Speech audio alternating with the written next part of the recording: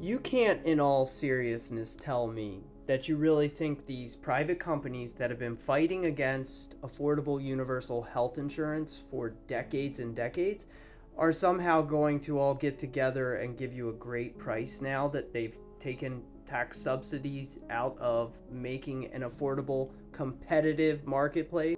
Now, before you stop me, I know you say it's unaffordable, but guess who it's affordable for?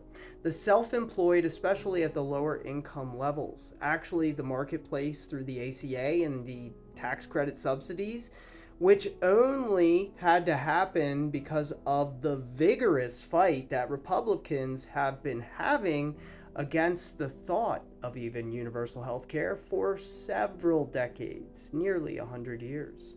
Not only this, but the American Medical Association was yet another lobbyist effort against universal health care. And they've done quite well with propaganda, and I'm speaking in a general sense of all the interest groups that have fought against universal health care. They've done so well because we have a large enough swath of the population that is falling right in line, doesn't mind overpaying, in my opinion, for their health insurance, much more than it has to be. And take a look at the earnings of these health insurance companies just in the last year. It'll blow you away when you see the billions that each one is raking in each year.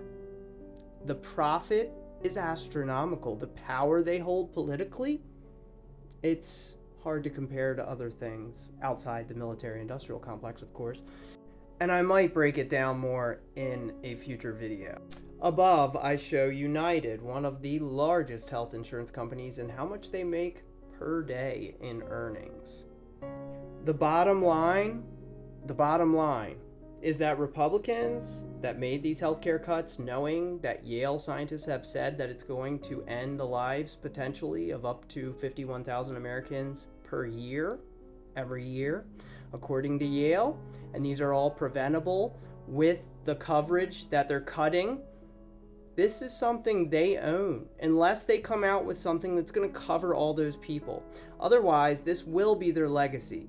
They own it, and I do hope those families video document it, because this is going to be theirs after they made these cuts. Whatever happens after this, it's on their plate.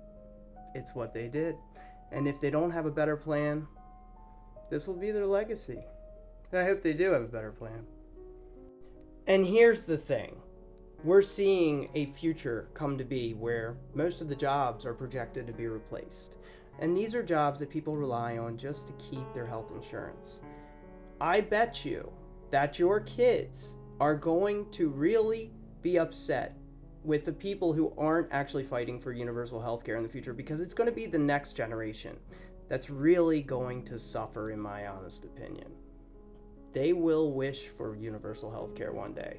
And I'm just thinking way ahead here. In my opinion, it's their legacy. Whatever comes out of this, it's the legacy of those who choose to cut it unless they have a better replacement that's going to cover everyone. That's my opinion.